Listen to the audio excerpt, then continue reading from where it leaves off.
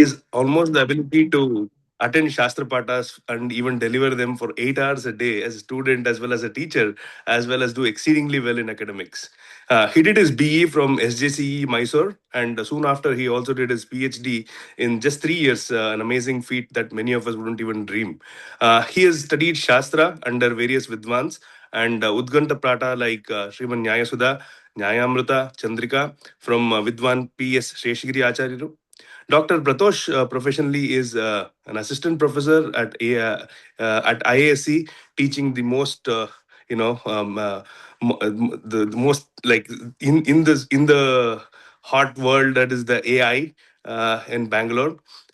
He's an artificial intelligence scientist as well as a professor there. He is also visiting professor at the IIT Delhi and has an accomplishment like with the proud accomplishment of almost 15 patents there. He's also a co-founder of an AI startup called Latent Force. Um, sought after Pravachana Kara, he keeps himself busy with Adhyayana, Adhyapana, writing research articles, and also working on new ideas in his new startup. A very inspiring combination for all of us.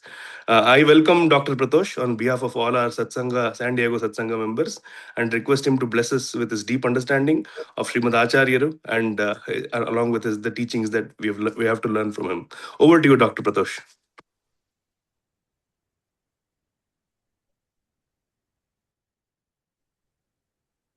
Can you hear me? Yes. Okay. Namaskara to all of you. I think it's mostly evening to most of you, so good evening to all of you who have joined from there. And thanks for the warm introduction. I think that was blown out of proportion. I call myself just a curious student of things here and there. Okay, so I was told that I should talk about Sumadhva Vijaya for 4 days, and the next 4 days we'll be having discussions about the principal tenets of Tattvavada. That's the plan, right? Yes. Okay. Okay. So these are sessions of or 1 hour long. In fact, to do any justice for Sumadhva Vijaya, right? It's very hard to do it in 4 days because it's a large work. So the way I have planned it is, I'll try to walk you through the key summary of the work in these 4 days, and just give you some nuggets here and there of some interesting parts of Sumadhva Vijaya.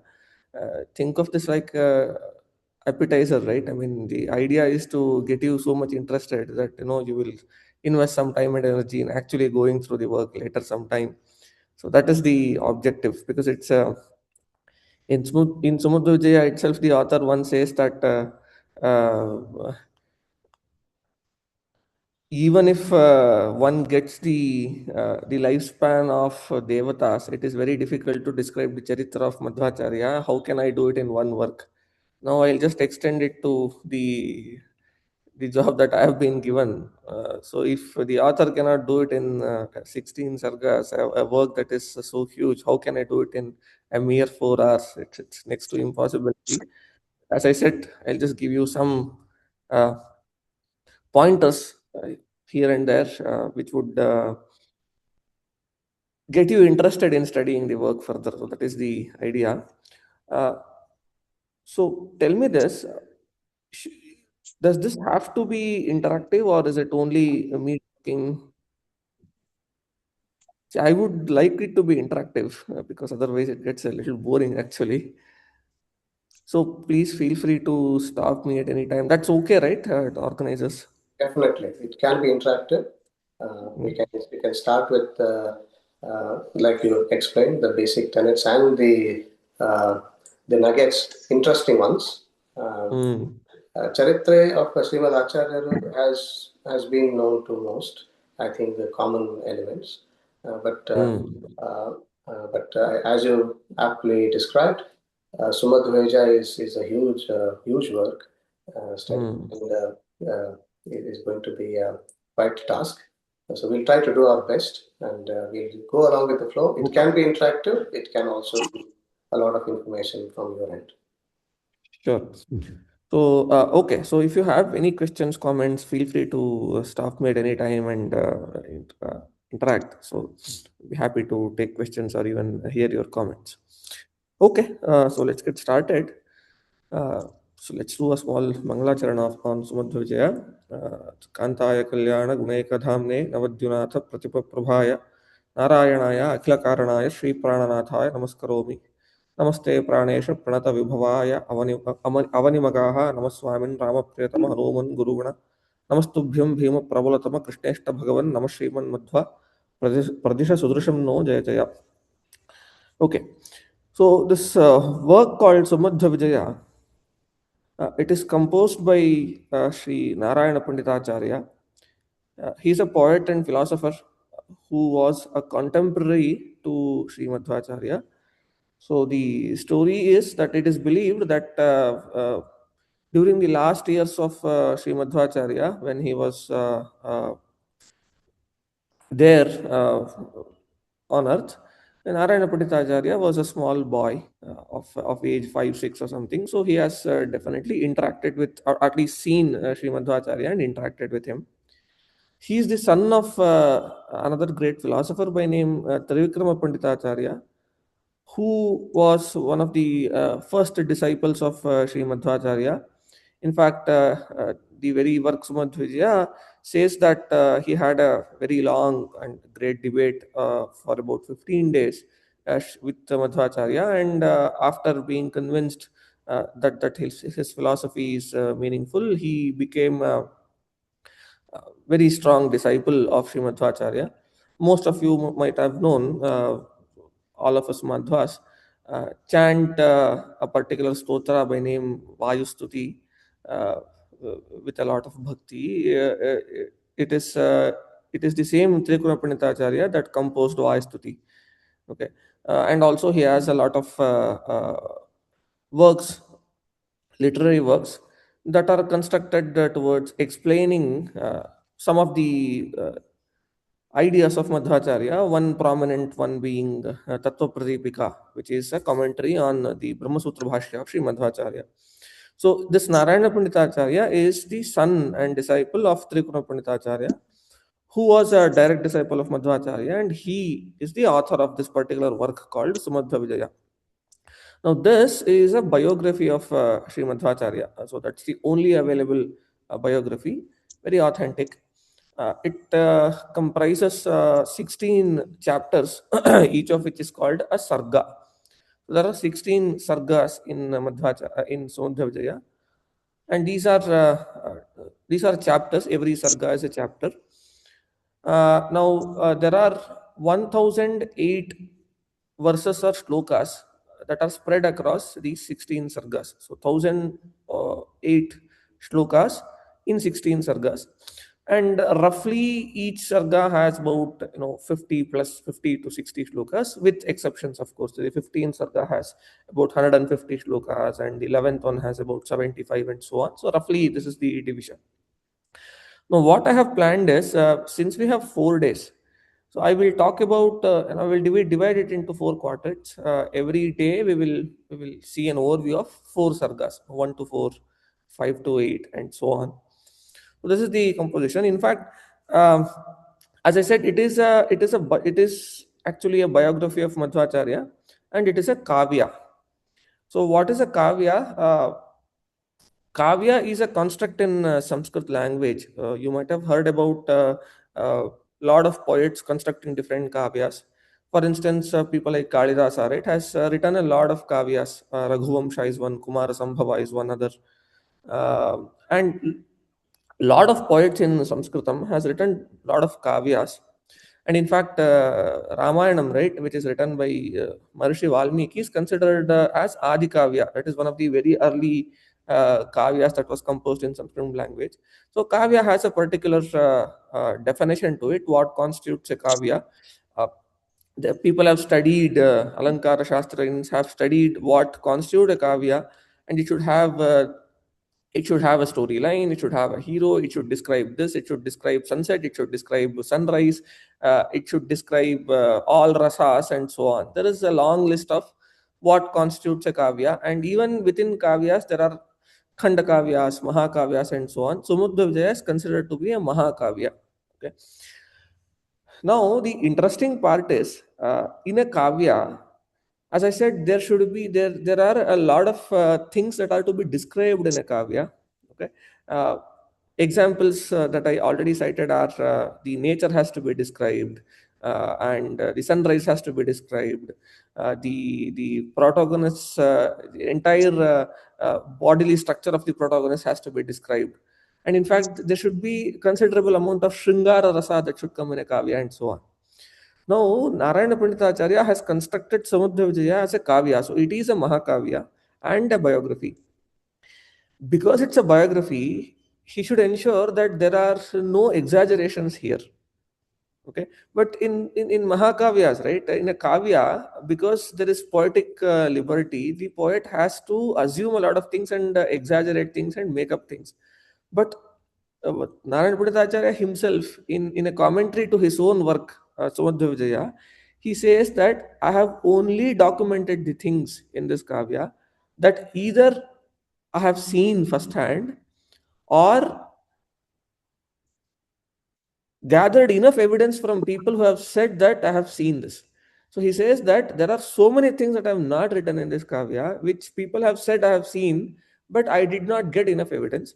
I have only documented those things that have been seen by people, and I have corroborated it with multiple observations with multiple people. Okay. Now he only states facts, so there are no exaggerations. But because it's the charitre or biography of an extraordinary person, by like Madhvacharya, so everything, the sheer stating of facts actually becomes exuberated facts that become subject to a kavya, right? So nothing that has been said in Sumadhva Vijaya is said because it should be a kavya. Okay. And also, when we come there, we'll talk about it. So this is a Mahakavya, which consists of 16 chapters, and it's the biography of Madhvacharya. That is the construct of the work. Now, as I said, there are 16 chapters. The first one, the first sarga, sets the ground for the incarnation of avatara of Madhvacharya. So it talks about why Madhvacharya had to be born, or come to earth, and what was the need, and what was the background that the pushed Vayudeva, whose incarnation we consider Madhvacharya to be born. So the first sarga talks about it. In fact, this famous shloka, right, Kantaya Kalyana Gudaika Dhamne, that is the beginning shloka of Mangalacharana of this kavya called Sumadhva Vijaya. The first sarga. Okay, so before that, I think I should tell you the fact that all of you know. In Madhva tradition, we consider that our Acharya Madhvacharya is an incarnation of the Vayu god, Vayu Deva, and who is considered to be the highest form of all jivas, right? Amongst all possible jivas who take birth and who is in samsara, Vayudeva is considered to be the highest one. Now we consider Madhvacharya to be the third incarnation of the Vayu Deva. Now, which are the two other incarnations? And all of you know, the first incarnation is considered to be that of Hanuman in the Treta time, and second incarnation is considered to be that of Bhimasena in Dwapara, and third is the Madhva. Now, in first sarga, Panditacharya talks about first two avatars in brief. So the first 25 shlokas of Sumadhva Vijaya, the first sarga of Sumadhva Vijaya, talks about the story of Hanuman. We all know the story, right? Whatever the stories that appear in Ramayana, that story has been narrated in the first 25 shlokas.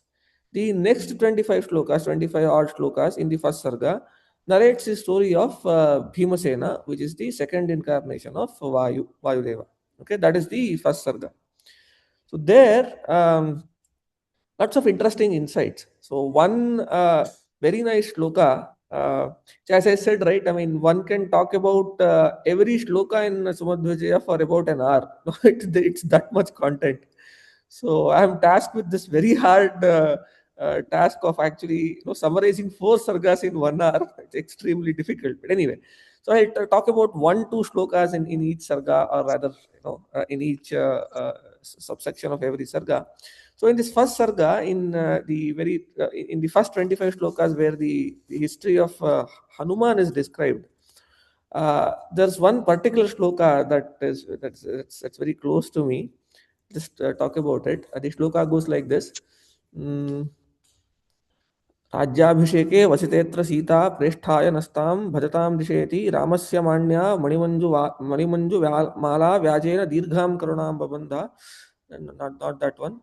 हृदोर्सौहार्दभृतादिमौलि न्यस्तेन हस्तेन दयादृष्ट्या सेवा प्रसन्नो मृतकल्पवाजितेष्देव सह भोगमस्मै प्रेष्टो न रामस्य बभूव तस्मान् न रामराज्ये असुलभन्न किञ्चित् तत्पाद सेवा ऋतरेशने च तथापि भोगान् ननु सा विरक्तिः. This is that shloka. So what happens in the story is the following. All of you know the story.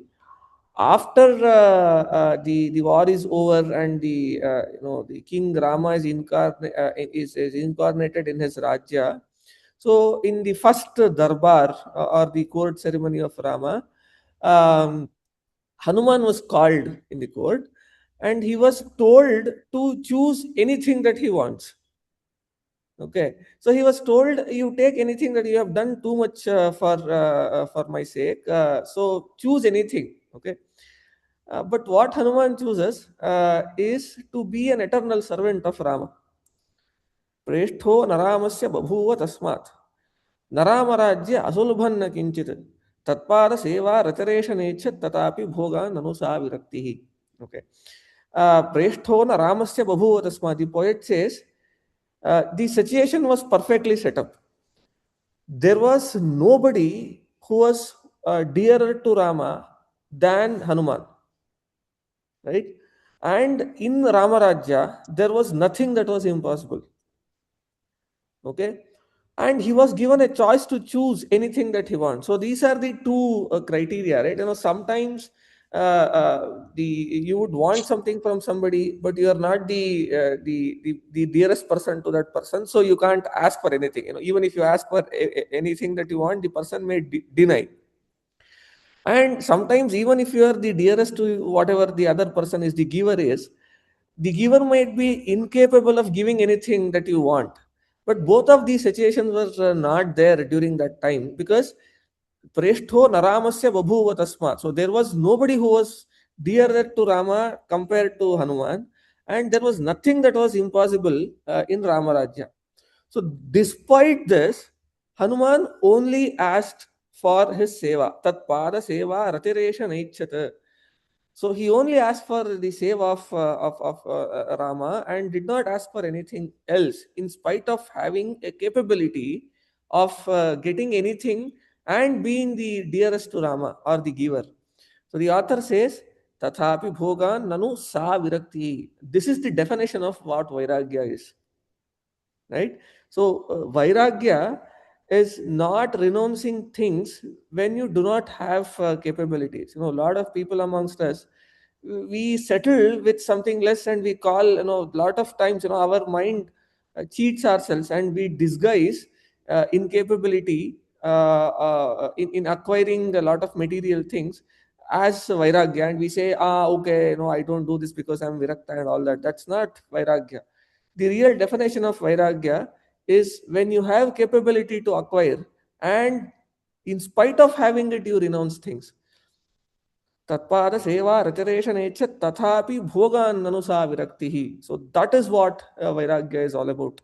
Okay, giving up things for the sake of a uh, higher goal. In this case, it is Vishnu Seva or Moksha, in spite of having access to all bhogas. That is the definition of Vairagya, and that's what Hanuman did. In fact, so we see this signature style of Narayana Panditacharya in this entire work.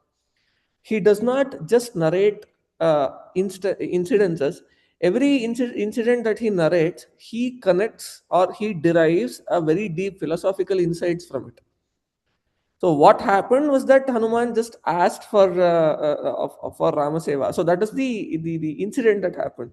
But he connects it with this very deep philosophy that the real definition of Vairagya, which is considered to be one of the important prerequisites for sadhana, is this idea that you renounce materialism in spite of having access to all of it. Okay, so basically, the author is pointing it's sort of a slap on all of our face in saying that if you want to be serious with sadhana, you'll have to renounce materialism in spite of having access to it. No, that is the sort of message that he's trying to give.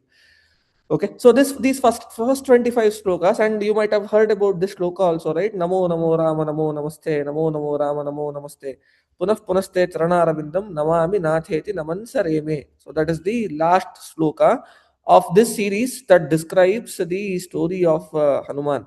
Okay, so he kept saying, he kept offering his namaskaras to Rama, and even today he is in Kimpurusha Khanda doing the Rama Japa, is what is said. So those are the first 25 shlokas of the first sarga. Then we go to the next 25 shlokas. Tasyaiva vayo ravataramenam santo dvitiyam pravadanti bhimam sprishtayvayam pritimata nilena narendra kanta sushuvetra kunti. So he says it's the second incarnation of this very Vayudeva, which is called Bhima, and he starts narrating the story of Bhimasena in Dwapara. Even there, right, every single incident that happened in the life of Bhimasena, he narrates some important incidences in the life of Bhimasena, and every of shloka has a philosophical message to all of us. Okay, so I will take one or two shlokas of that sort, and then we'll move on. One thing is, we just open the text once, just a second.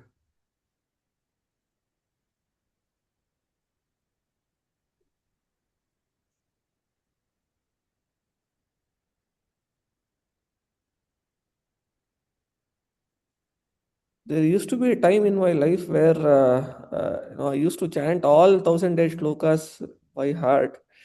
Now, age has taken over, and also, when you want to recollect one random shloka, right, it doesn't come. So the only if you have the entire Anupurvi, which is the sequencing, then it comes up.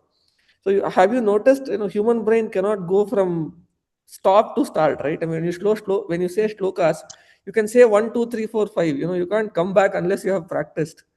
So because I'm doing a subsampling, it's always better to open the book, and just let me just open it. Ramarchanayo Nayatah Prasunam.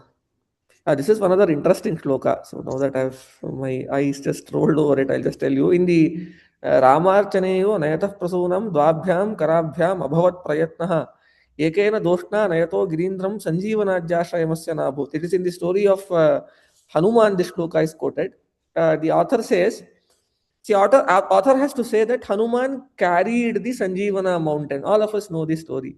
So author puts it in this very beautiful way that he says, the amount of effort that was put to carry this Sanjeevani mountain by Hanuman is not equivalent to the amount of effort that took Hanuman while he brought flowers to puja of Ramadeva. Ramarchaneyo nayatah prasunam dvabhyam karabhyam abhavat prayatnah. So he actually brought flowers using both of his hands for Rama Puja, but he brought Sanjeevani with his one hand. All of us has seen that portrait also, no, the painting.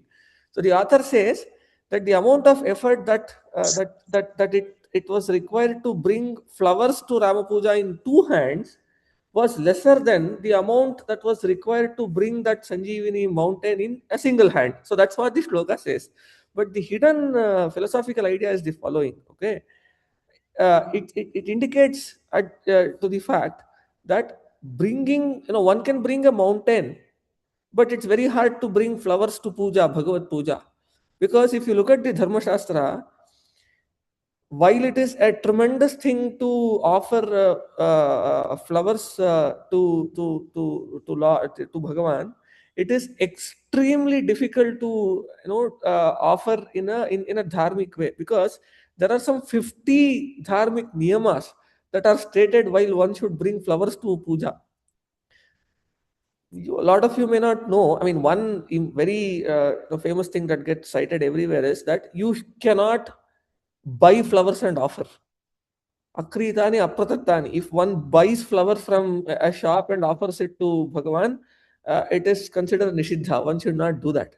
And also, when you pluck flowers, when you are plucking flowers and bringing it to puja, even inadvertently, if you happen to take the fragrance of the flower, you'll have to discard it. In fact, in parampara, right, all of our acharyas and our elders used to tell me that my grandmother used to tell me that when you pluck flower for puja, you'll have to withhold your breath. Okay, so that you will not smell the fragrance of that flower. Only if you bring it with all those 100 niyamas. Of course, it's very hard to adhere to all those 100 niyamas, but try to be as good as possible. And only then, when you offer it to Bhagavan, it will become it will gain you a lot of punya, is what is said. So that is indicated in this shloka. Ramarchaneyo nayatah pasunam dvabhyam karabhyam abhavat prayatnah. So one can bring mountains, one can move mountains, but to bring good flower and offer it to Lord, it is very difficult. That is what the author is suggesting in that shloka. So there are these kinds of very interesting nuggets actually. Okay, so the Sevayo Ravataramanam. Hold on. Susevetra Kunti. समर्प्य कृत्यानि कृतीकृतानि व्यासाय भूम्ने सुकृतानि यावत् करिष्यमाणानि च तस्य पूजां संकल्पयामास स शुद्ध बुद्धिः. So this is the 33rd shloka of first sarga. This is also a very interesting shloka, okay, which gives a very deep philosophical meaning. So what Panditacharya says is, Bhimasena, right after that, you all know the story, right? Right after that, that incident of what is that thing called? There's that camphor house that is made, right? And Duryodhana deliberates, he put all Pandavas there, and it was burnt, and they come out safely of that place. So you all know that story. Right after that, they meet Vedavyasa, right? In the situation of that Hidamba Vivaha, right? During that day, the Lakshagraha. During that time, uh, all Pandavas just bow down to Vedavyasa and they continue their journey. This is the story. Okay. But Panditacharya says, so construct this beautiful shloka. Samarpya krityani kriti kritani vyasaya bhumne sakritani yavat karishyamana cha tasya pujam sankalpayamasa sa shuddha buddhihi.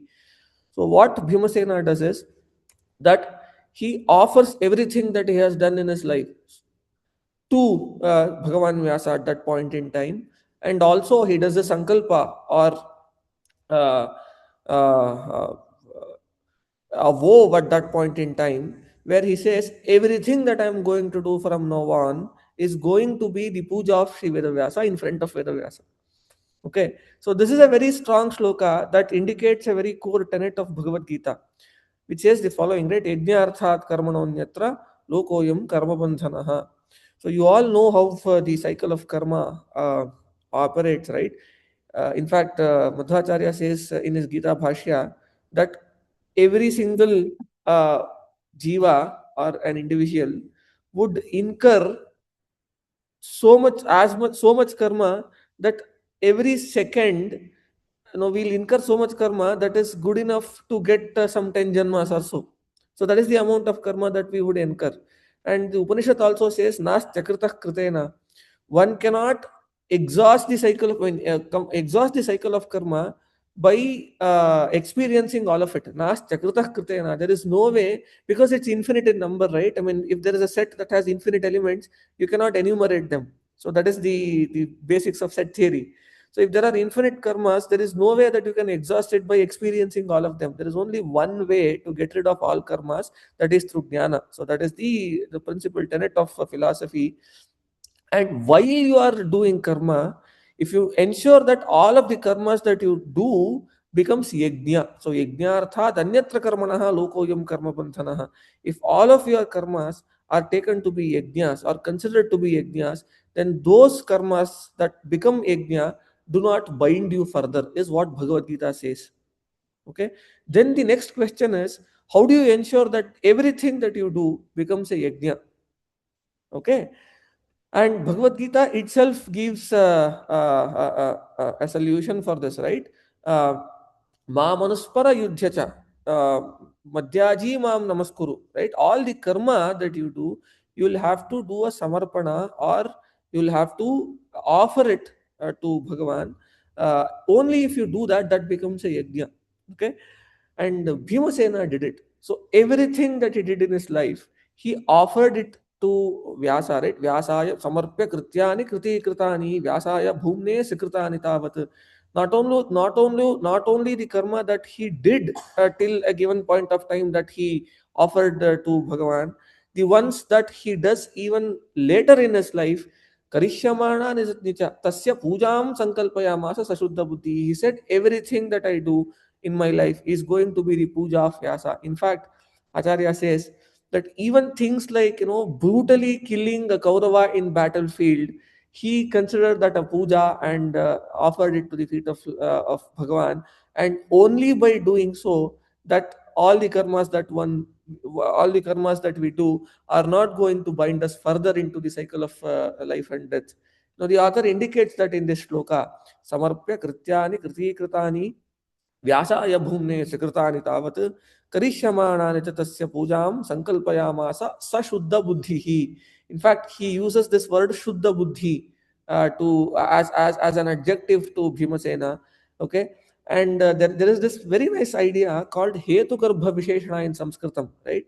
So when you give an adjective to somebody or something, you choose your adjective in such a way that it explains the current situation. So that is called hetu garbha visheshana. So for instance, if I say that a warrior Rama killed Ravana, I chose the adjective warrior to the word to describe Rama in the situation of killing Ravana. So I'm saying it is because Rama was a warrior that he could kill Ravana. So this is called the Hetu Garbha Visheshana. And this is used, no, the word says no, Hetu Garbha.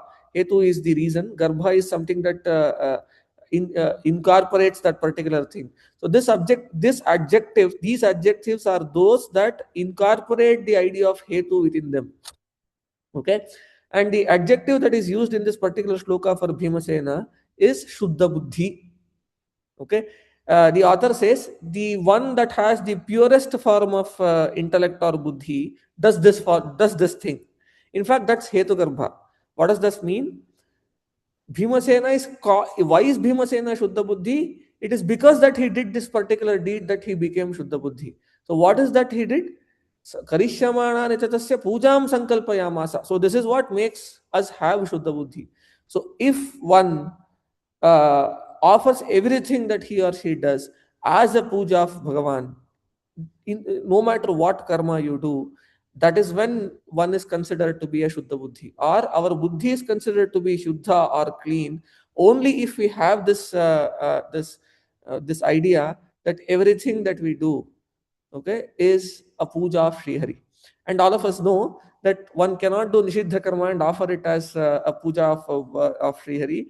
Only the Vihita Karma, or the ones that are prescribed to us in our texts or Vedas, have to be done and offered as puja to Bhagavan.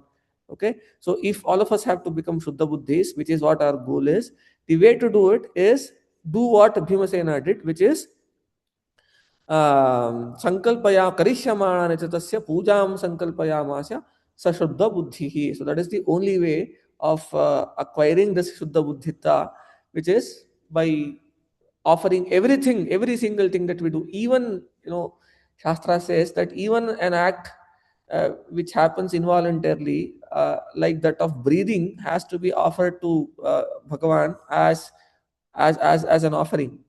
Okay, so that is what one should do, and that's what make one Shuddha Buddhi.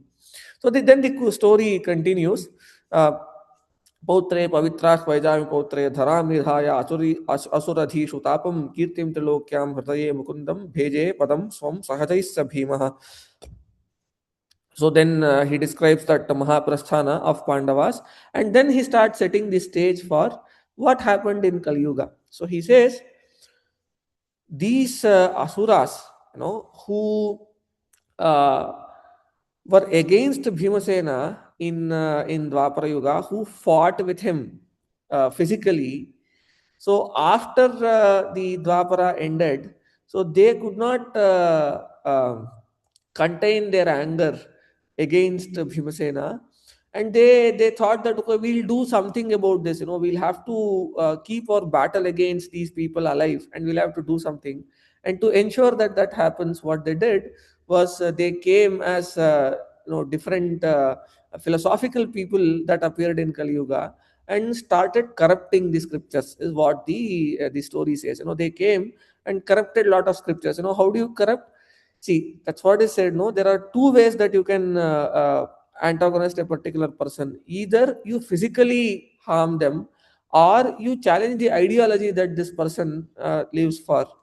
So physical war was over, and the next kind of war was ideological war. I mean, today people say that today's war is not physical war; they are fought at information level. It's exactly what happened, right? So physical war was all done. So information war was waged. So all these asuras came and started waging information war. And how did that happen? That happened by propagating false information and agenda. That's exactly what is happening today, right? See, today, information war, what is information war? You create fake stories and propagate it. That's exactly what happened. If you look at the last shloka of the first sarga,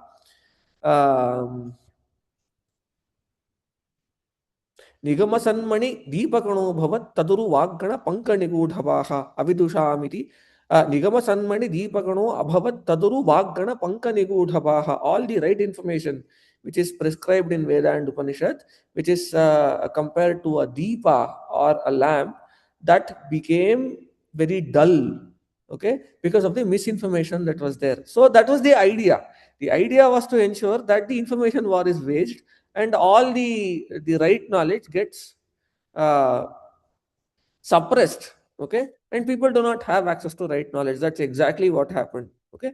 The author completes the first sarga or the first chapter with this note where he says people were very confused. They did not have access to right information and something had to be done, okay.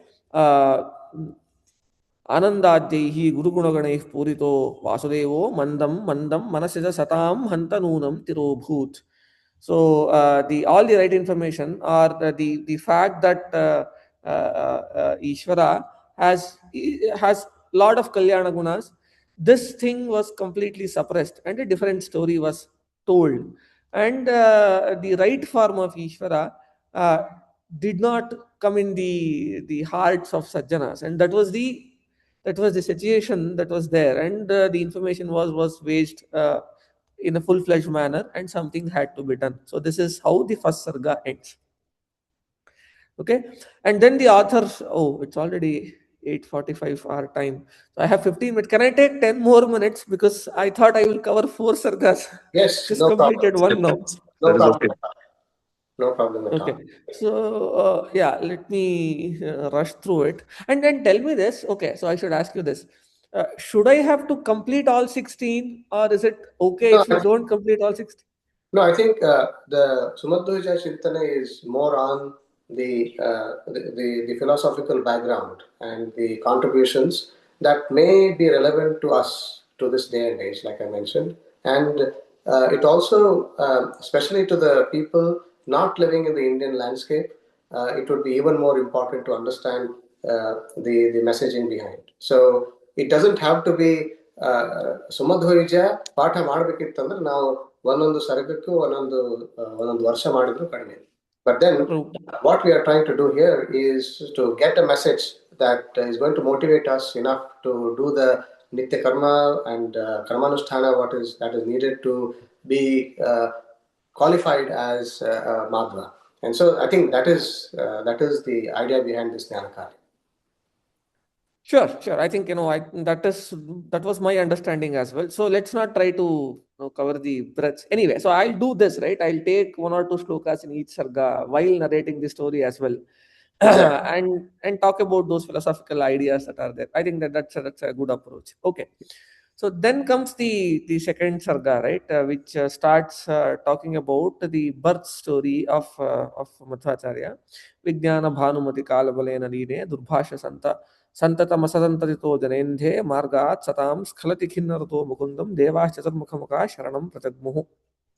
The story says that while this was the situation, all devatas went to Srihari and says that do something about this. So we'll have to undo the mistakes that these people have done, and somebody has to go there and do it. Natah kalo triyogahutiranudbhavushu brahmanamapyanat anavataramanaadidikshuhu. So Bhagavan himself could have come to correct this mistake, but he did not choose to come because he is called Triyuga Huti. He does not do an avatara, take an avatara in Kali Yuga. He only takes avatara in 3 yugas. You might say, what about Buddha and Kalki? Buddha and Kalki happens in the Sandhi, right? Or the transition in times, not in Kali Yuga. So the situation, the story is of Kali Yuga. Okay, then send one of his devatas, right? Brahmanam Pyanavatar Manadidikshu Sarvagya Mannamanavesha Sakarya Viryam.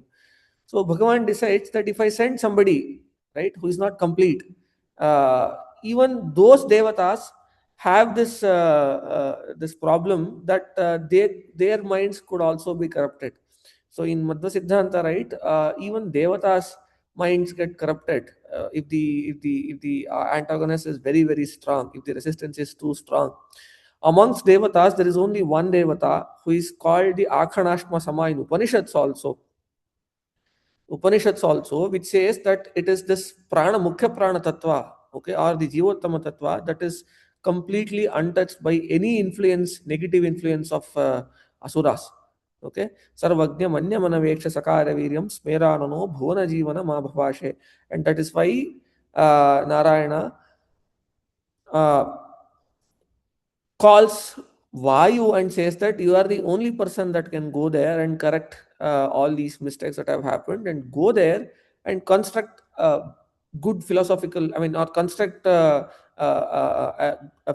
right philosophical landscape, so that the sajjanas that are there will get educated properly, is what Bhagavan says. And then why they were, because he was instructed by Bhagavan to go there and take an avatara. The shloka that says Adesha Maulimani Mujjalavarnamenam Baddhanjalihi Marud Anarghya Madatta Murdana. So because it is an Adesha that is given by Bhagavan, why they took it with all prashaya, and then they said, okay, I'll do it, and he takes a birth in earth as Madhvacharya or Vasudeva and starts his journey, is the story. Okay, and then author starts talking about the the situation in the earth during that point in time, and he describes what family did he choose to come in, okay, and what was so special about that family, and what did these people who are the parents of Madhvacharya did to have a son of that caliber. Okay, so there are a lot of takeaways in that story for us. Okay, if you look at that story, and the author starts talking about that story. सद्वीप वारिजति सप्तक भूतधात्र्या मध्येपि कर्मभुवि भारत नाम खंडे काले कलौ सुविमलान्वय लब्ध जन्म सन्मध्यकेह कुलमौनि मनिर्द्विजोभूत. So you talked about geography, right?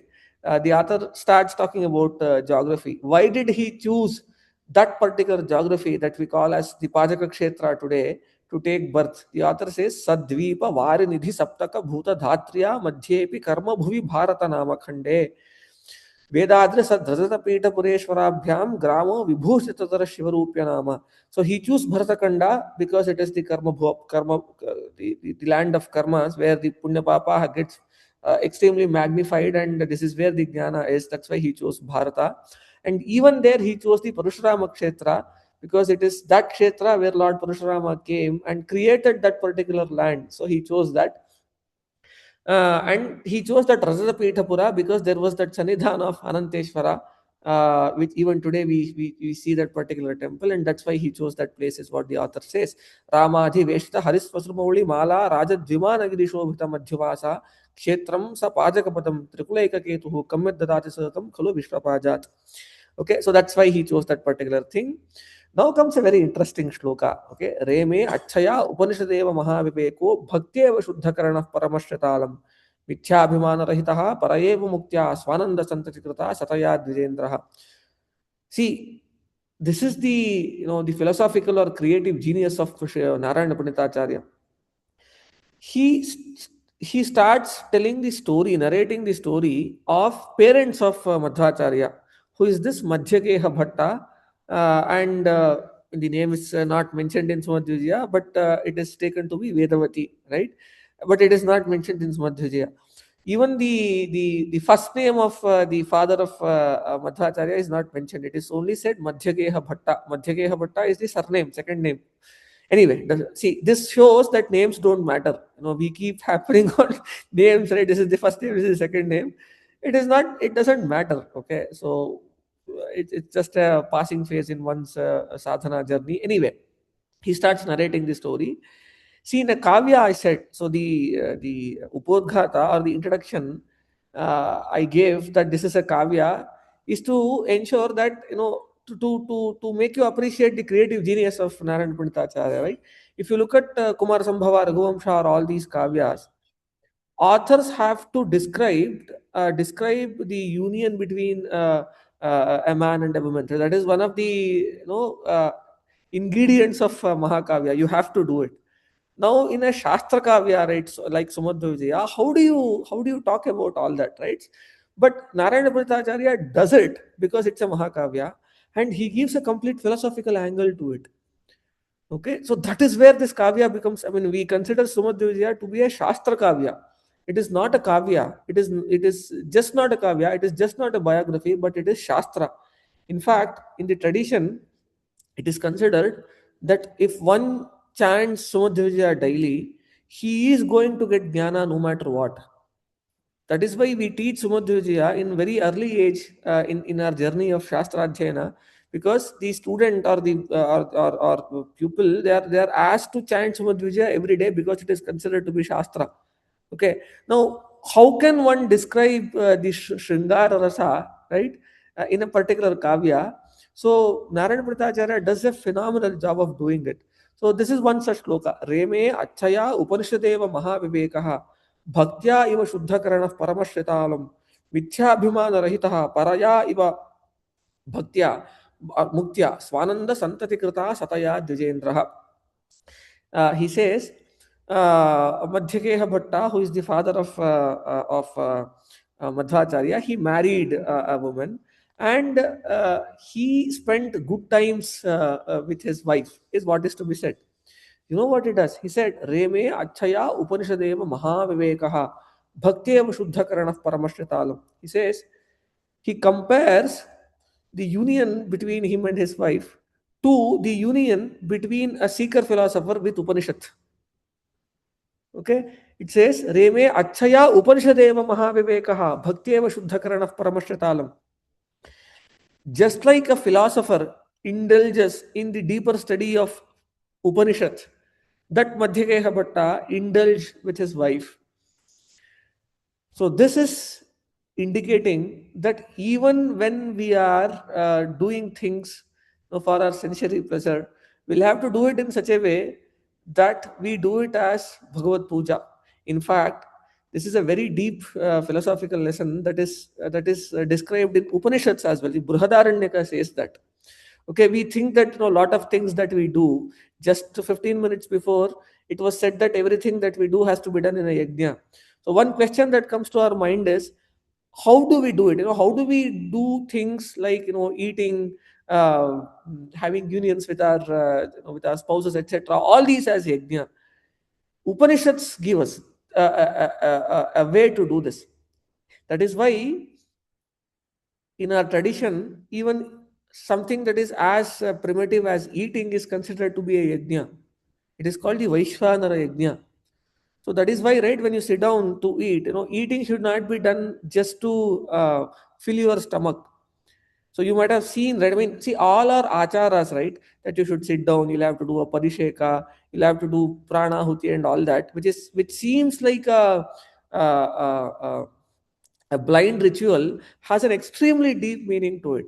So it simply says that everything that you do in life has to become a yajna, and every yajna has these components that you'll have to do agni parisechana, you'll have to do an ahuti, okay, you'll have to do sankalpa, you'll have to do krishna arpana, you'll have a paridhi, you'll have a hota, and you'll have an adhvaryu, and everything that we do has to be seen in that way. In fact, Upanishads, the Brihadaranyaka, goes to such an extent where it describes the union between a man and a woman as a yajna, and it describes everything in that particular process as a yajna, comparing it with a physical yajna. And it tells us how one should do an anusandhana of that being an yajna.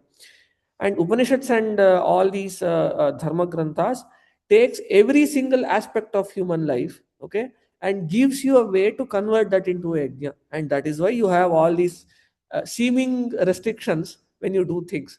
When you have to eat, you'll have to eat it in a particular way. When you have to sleep, you'll have to eat it sleep in a particular way, and so on, because you cannot do yajnas in arbitrary fashion. The author makes that striking observation that when the father of Madhyakeha or Madhvacharya has a union with his wife, he does it as if a deep seeker of philosopher indulges with Upanishad. Mithyabhimana rahitaha. And when you do it, he does it in a way that he did not have mithyabhimana. He did not have overindulgence in the Vishaya Padartha, while he did not discard the Vishaya Padartha either. So he struck that balance, and that's only if you do it that way that you are eligible to have a son that is as good as Madhvacharya. That is what is indicated in this particular shloka. Then Trata eva naraka chahiputranama mukhyavanamna sulabham purushad apurnam tasmat samasta vidapadyam avadyahinam vidyakrakruti labhe mahi kairupayahi. This is another beautiful lesson that is said in Sumadhva Vijaya. So when these couple decided to have a child, this was the Narayan Panditacharya walks us through the thought process of this couple. Okay, how did they think before they thought of having a children? So if there are a lot of young couple here, or young couple in your friend circle and so on, all of you should know this and tell people who gets recently married this. So before you think of having children, one has to think along these lines. What did they think? Trataya eva naraka chahiputranama mukhyavanam nasulabham purushada purnat. So the way Madhyakeha Bhatta thought was the following. He thought, why should one have children? Of course, you continue the progeny and all that. He thinks in this following manner. He was confused in the previous two shlokas. He says, Ittam harer gunakata sudhaya susupto nirgunyavadishu janeshvapi sagraheshu tatve sa kala chaladhihi ati samshayaluhu. So this Madhyakeha Bhatta, because of the force of time, he was extremely confused. He was a philosopher, he was a seeker, and he was too confused, and he did not know where to go to get the clean knowledge, the pure knowledge. The way he thinks is the following: nobody around me is capable of giving me the actual knowledge. Okay, so what do? We will do a prarthana to Bhagavan and try to have a child of ourselves who will clear all doubts of mine. That is how he thought. So the reason one should have a child is because the child will take us or guide us in the path of our philosophical sadhana journey. So none of us have thought in that way, no? So did we think that our children has to guide us in the way of our philosophical journey? We did not. Sumadhva Vijaya teaches that. Mukhyavanam nasulabham purushada purnat. And okay, I need a child that would guide us in our philosophical journey. And if we get a child, okay, that is incomplete, purushada purnat. If we get an incomplete purusha as our child, then there is no hope, because we already have too many incomplete person amongst us. What is the use of begetting one other incomplete person in our family? Mukhyavanam na sulabham purushada purna. So there is no use in begetting a child for the sake of it. Okay, only if you beget a child that will guide us in our path of sadhana and also guide others in the community in the path of our sadhana, that the whole process of having a child is useful, is the thought process of Madhyageha Bhatta. So noble, right? Mukhyavanam nasulabham purushada purnat. Then tasmat samastavid apadyam avadyahinam vidyakarakriti rabhemahi kairupayaihi. So he thinks, therefore, how do we get a child? Okay, how do we get a jiva who is paripurna in all aspects? Okay, and who is a sarvagnya, who is an all-knower, who is a complete purusha. How do we ensure that we have a complete purusha in our family as our child? Is the question that he asked. Now, none of us has that question, right? So now, if I have to have tasmat samastavid apadyam avadyahinam vidyakarakriti labhemahi kairupayaihi.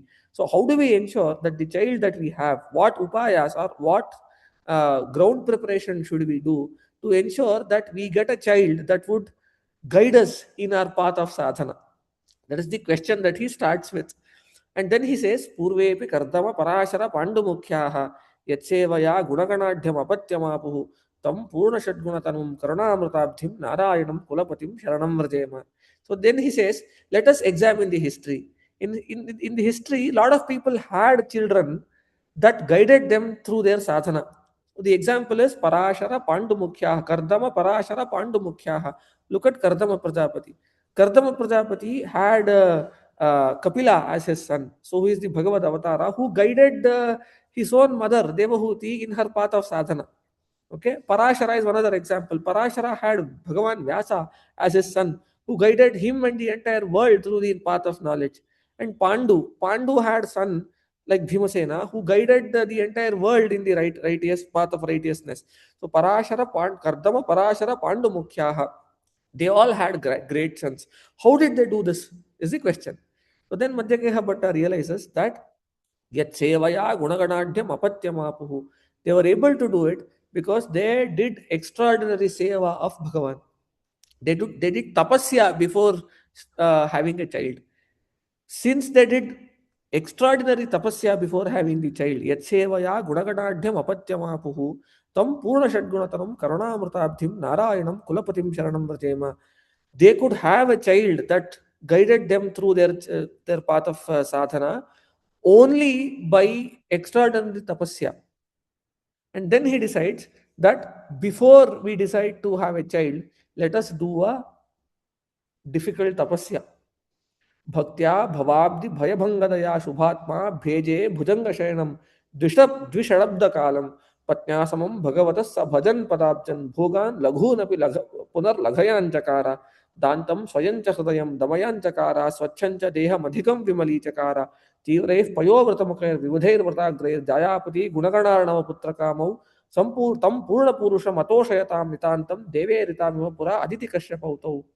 Then they decide that okay, we'll have to do a difficult penance or tapasya.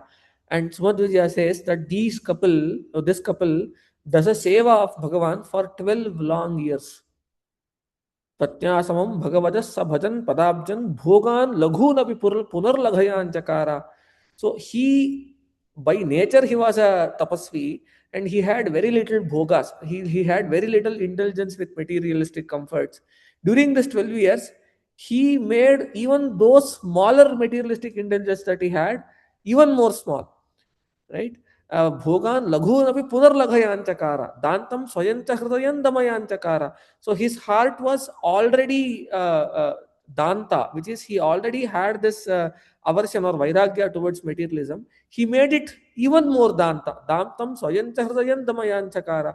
Swachancha deham adhikam vimali chakara. Both of their bodies were already pure. So they, through this seva, made it purer. Patnyas tīvraiः payovratamkair vividhair vratagraihi jayapati gunaganānav putrakamau tam purna purusham atoshayatam nitantam. So the couple, they were already pure by doing this very difficult vrata such as payovrata and so on. So payovrata is this vrata, right, where it comes in the Phalguna Masa. Actually, next month it will come. So the Devahuti Devi, right, Bhagavata states that he did payovrata to have Kapila as her son. So it's a vrata where one needs to feed only on milk for 12 days. Only 2 glasses of milk for 13 days from the Pratipat of Phalguna to Trayodashi of Phalguna. That's Payovrata. So they did Tivrai, Payovrata Makair, Vivaday Vrata Grahi. This couple did all these vratas and they did it for 12 years. See, there is a recurring theme in all our Dharma Granthas, including Bhagavata and all that.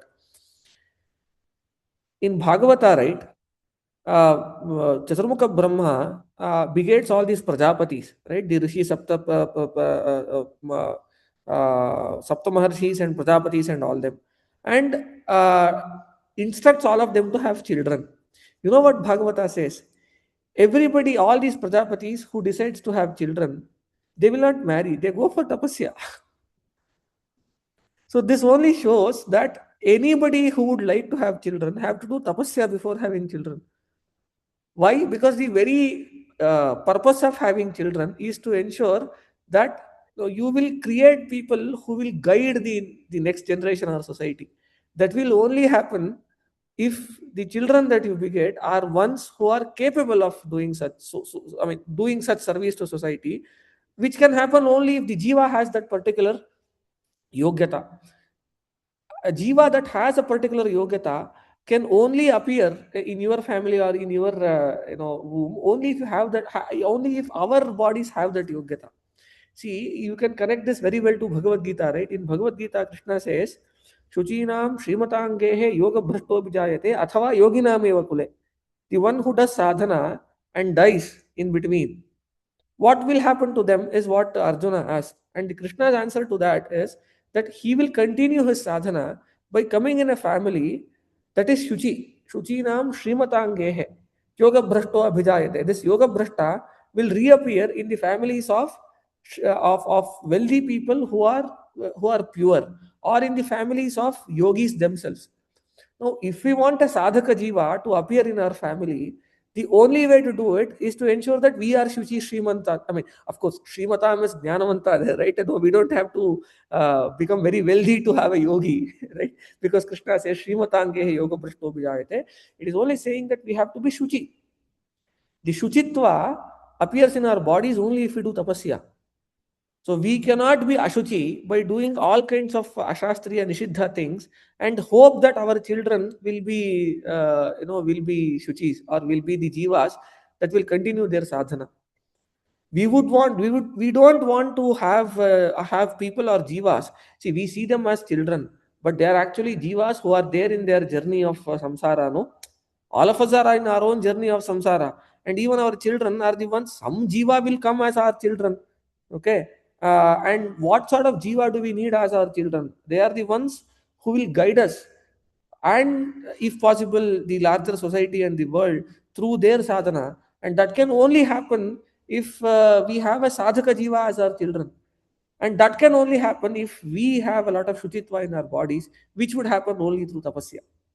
Okay, so if there is anybody in this group or outside of your larger community and friend circle who would like to have children, tell them to do tapasya before they have children. Not 12 years, at least 12 days or 6 months or anything. They have to do intense tapasya to our abilities, of course, no swayogyata, to ensure that the child that appears or the jiva that decides to appear in our family is a sadhaka jiva. So that is what is said, no? नातस्य भूतिकरुणा सुधया सुधया अभिषिक्तौ Shri Shridhar प्रतिसार शरीर यष्टि भूरि व्रत प्रभव दिव्य सुकांतिमंतौ तौ देह शुद्धिम अतिमात्र मथाल भेताम. So they acquired, this couple acquired extraordinary deha shuddhi. Okay, and only when they acquired that deha shuddhi, that Vayudeva decided that he will appear. There is one other thing that is said. Sampurna Lakshanachanam Navarajamana Dwarantaram Paramasundara Mandirantat Rajeva Satpuravaram Bhuvanajarajo Nishkasayan Paramaso Bhagavan Nivesha. So this is a very another deep philosophical thing that is mentioned in our philosophy. Mukhya Prana or Vayudeva does not have this dukha of Garbhavasa. Mukhya Prana does not spend his time in human Garbha. So what is said is that there was some other jiva okay, that was there in a body. So we all know that the body in which Madhvacharya resided, that had all 32 lakshanas of Purusha. Dvatrimcha lakshanopeta, right? So there are 32 lakshanas that is described that a human body should have. This body that Madhvacharya was inside had these 32 lakshanas. Sampurna Lakshanachanam, Navarajamana Paramasundara Mandiram. So there was a body that had all these 32 lakshanas, which went inside the womb of that lady. And the moment that came out, okay, what happened? Nishkasayan Paramaso Bhagavan Nivesha. There was another jiva that was there in that body. So that jiva was taken out of that body, and Vayudeva goes inside that body is what is said. So this indicates that Vayudeva does not have this Garbhavasa problem. Nishkasayan Paramaso Bhagavan Nivesha. Santushyatam Sakala Sannikaraihi Asadbihi Khidyeta Vayurayama Virabhut Prithvivyam Akhyanniti Vasuradundupi Mantranadaha Prashyabi Kautukavashe Riha Manavaishcha. When this happened, when Vayudeva took birth in the family of Madhyakeha Bhatta, there was the sound of dundubi that happened. Dundubi are these percussion instruments, right? Everybody listened to that. So that dundubi was actually that noise was made by devatas, saying that, hey, look, Vayudeva has taken birth in this world. Santushyatam sakala sannikaraihi. So let all sajjanas be happy that their problems, this information war is going to come to an end, because Vayudeva has taken birth. And all asajjanas, let them feel sad, because your agenda is coming to an end. Santushyatam sakala sannikaraihi asadbihi khidyeta vayuhu ayam avirabhut prativyam. So as if this sound is indicating this thing, that let all good people be happy, let all bad people be sad that the Vayudeva took birth. Everybody around that particular region heard this Suradundubi Mantranadaha Prashyavi. So this devatas did that mantranada, and every people that is around that geography could listen to it. Right? I think this is a good point to stop. That the Vayudeva took birth as Vasudeva, and he's named as Vasudeva, which we will see tomorrow. We'll continue the story tomorrow. That to ensure that the information to counter the information war that is waged by all the asuras, Vayudeva took birth in earth in the form of a baby, and he was named as Vasudeva. I think we'll stop our discussion there, and it's a nice point to stop here. And just like as we described today, everything that we do has to be seen as a yajna. In fact, there is an extraordinary shloka that is written at the end of this work called Shrimad of Vyasatirtha. He writes this magnum opus called Nyayamritam, which is an extraordinary treatise. It's a polemic work, okay, which has a very high level of logic. It's a huge work that he writes, and at the end of it, he writes this very beautiful shloka that I keep citing always. He says, "Matprerakena harina ya puja swasya karita vagyagnya rupaha lakshmishaha taya prinatu keshavaha." He says Srihari himself has made this Vagyagnya. So he has done his own puja, because in our Siddhanta we don't have Swatantrya, right? Srihari himself has come inside me and did his own puja, which is the Vagyagnya. Matprerakena harina ya puja swasya karita. Karita is, he did his own puja. And this puja is a Vagyagnya Rupa puja. So it can be Dravya Yajna, it can be Vagyagnya. So Vyasatirtha says, Matprerakena harina ya puja swasya karita Vagyagnya Rupaha taya prinatu Keshavaha. So let Keshava be happy with the puja that he did for himself. So I was only a Vyaja Nimitta for all this. So I'll say the same shloka, right? Matprerakena harina ya puja swasya karita Vagyagnya Rupaha Lakshmishaha Taya Prinatu Keshavaha. We all know this, we are only Nimitta, right? Nimitta Matram Bhava Savyasachin. So what are the odds that one guy sitting in a corner of Bangalore gets in touch with some person, and they will give me an opportunity to talk about Vayudeva's Mahima. In fact, later in this grantha, right, Sumadhva Vijaya, Jnyana Karya says, स्मृतिमात्रात् भवापवर्गदात्रीः कथमप्यमराः प्रपञ्चयेयुः ननु मध्वस्य न मादृशोल्पबोधाः. Vayudevas Mahima, right? Even by just listening to the Mahimas of Vayudeva, one would escape this bhava or samsara. It is that auspicious, right? So, if had Krishna ji not come in contact with me and not told me, given this opportunity, I would have not had this the pleasure of talking about Vayudevas Mahima. So, all this is orchestrated, right, by a higher force. So, we are all nimittas. So, let us all offer this Vag Yajna or Shravana Yajna to the lotus feet of Shri Krishna Mukhya Prana and do a prarthana that we keep ourselves indulged in this for the entirety of our life. So with this, I'll stop today's lectures and we'll do a Krishna Arpana. I'm sorry if I took 15 more minutes, so I just had to Perfectly time fine. it properly today. Yeah. It is always okay. I think we always keep it as 1 hour to 1.5 hours because we never know how it pans out, and it panned out beautifully today. We looked at first a few sargas, and we're just about getting started because Madhvacharya has taken birth now, and I think it's going to be much more interesting going forward for the next 7 days. Thank you all for joining, and thank you especially to Dr. Pratosh for taking time out of the busy schedule. Hey, you don't have to call me Dr. Pratosh. I mean, all those are nonsense. Just call me Pratosh. Much easier that way. And so we have a few questions. I have a few questions of my own, but I think each question is very overloaded and would probably take many hours. And it comes from a brief understanding of the background of all the podcasts we have done so far. So I think we'll reserve this towards the end of the series. And if anybody else has questions, please go ahead or type it in the message chat, and we can read it back and go over it. And before we conclude today's session, Srimati Alka Kausalgi would like to present a Devar Nama on Mukhya Pranam.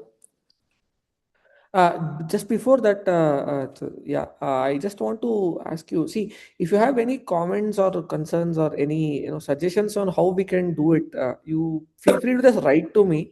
I'll just type my email ID here, or I'll give you my number in the chat box. So if you need anything, right? If you need me to, was it okay today? Because it's very difficult to, as I said, cover all 16 sargas in 4 days. But I'm trying to do as much as I can. So let me know if you have any comments or anything. Okay, I'll be happy to incorporate them. This is my phone number also, and I'm available over WhatsApp. Yeah. This is a good forum. I think if there are suggestions, I think we can always take Feel them. free to ping me. Yes. But I think it has gone well. So, Alka. Namaskara. Hare Srinivasa. ರಾಮದೂತನ ಪಾದ ತಾಮರಸವ ಕಂಡ ಆ ಮನುಜನೇ ಧನ್ಯನೋ.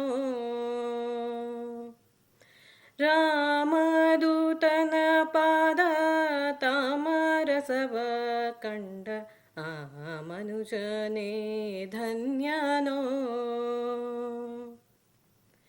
ಶ್ರೀ ಮನೋಹರ ನಂಗ್ರಿ ಭಜಕ ಸ್ತೋಮ ಕುಮುದಕ್ಕೆ ಸೋಮನೆನಿಸುವ ಭೂಮಿಯೋಳ್ಯದುಗಿರಿಯ ಸೀಮೆಯ ಕಾಮವರದೊಳು ಪ್ರೇಮದಿಂದೇಹ ರಾಮ ದೂತನ ಪಾದ ತಾಮರಸವ ಕಂಡ ಆ ಮನುಜನೇ ಧನ್ಯನೋ.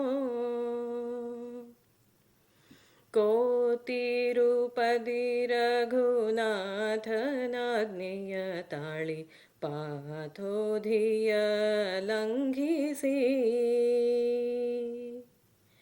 ಖ್ಯಾತಲಂಕೆಯ ಪೊಕ್ಕು ಶೋಧಿಸಿ ಮಾತೆಯನು ಕಂಡೆರಗಿ ದಶಮುಖ ಪೋತಖಳ ಕುಲವ್ರಾತ್ಯ ಘಾತಿಸಿ ಸೀತೆ ವಾರ್ತೆಯ ನಾಥಗರುಹಿದ ರಾಮ ದೂತನ ಪಾದ ತಾಮರಸವ ಕಂಡ ಆ ಮನುಜನೇ ಧನ್ಯನೋ. ಪಾಂಡುಸುತನೇ ಪ್ರಚಂಡ ಗದೆಯ ದೋರ್ತಂಡದಿ ಧರಿಸುತ್ತಲೀ. ಪಾಂಡುಸುತನೇ ಪ್ರಚಂಡ ಗದೆಯ ದೋರ್ದಂಡದಿ ಧರಿಸುತ್ತಲೀ. ಮಂಡಲದೊಳು ಭಂಡ ಕೌರವ ಚಂಡ ರಿಪುಗಳ ಖಂಡಿಸಿ ಶಿರಚೆಂಡಾಡಿ ಸತಿಗೆ ಕರುಳಿನ ದಂಡೆ ಮುಡಿಸಿದು ದಂಡ ವಿಕ್ರಮ ರಾಮ. ದೂತನ ಪಾದ ತಾಮರಸವ ಕಂಡ ಆ ಮನುಜನೇ ಧನ್ಯನೋ. ಧಾರುಣಿಯೊಳು ದ್ವಿಜನಾರಿ ಗರ್ಭದಿ ಬಂದು ಮೂರೊಂದಾಶ್ರಮ ಧರಿಸಿ. ಧಾರುಣಿಯೊಳು ದ್ವಿಜನಾರಿ ಗರ್ಭದಿ ಬಂದು ಮೂರೊಂದಾಶ್ರಮ ಧರಿಸಿ. ಧೀರ ನೀನೇಳಧಿಕ ತ್ರಿದಶ ಸಾರ ಗ್ರಂಥಗಳ ವಿರಚಿಸುತ್ತ ಮಹಶೂರ ಶ್ರೀ ಗೋಪಾಲ ವಿಠಲನ ಚಾರು ಚರಣಕ್ಕೆ ಅರ್ಪಿಸಿದ ಗುರು ರಾಮ. ದೂತನ ಪಾದ ತಾಮರಸವ ಕಂಡ ಆ ಮನುಜನೇ ಧನ್ಯನೋ. ಶ್ರೀ ಮನೋಹರನಂಗ್ರಿ ಭಜಕ ಸ್ತೋಮ ಕುಮುದಕ್ಕೆ ಸೋಮನೆನಿಸುವ ಭೂಮಿಯೊಳು ಯದುಗಿರಿಯ ಸೀಮೆಯ ಕಾಮವರದೊಳು ಪ್ರೇಮದಿಂದಿಹ ರಾಮದೂತನ ಪಾದ ತಾಮರಸವ ಕಂಡ ಆ ಮನುಜನೇ ಧನ್ಯನೋ. ಆ ಮನುಜನೇ ಧನ್ಯನೋ. ಶ್ರೀಕೃಷ್ಣಾರ್ಪಣಮಸ್ತು. ಮಧ್ವೇಶಾರ್ಪಣಮಸ್ತು. Thank you. So today is first session, and we conclude today's session. Please join us from tomorrow at the same time, 6:30 p.m. Pacific time, and it's going to be an hour to hour and a half, just like it was today. So thank you all. We conclude today's session. Shri Krishna Arpanamastu. Thank you. Namaste.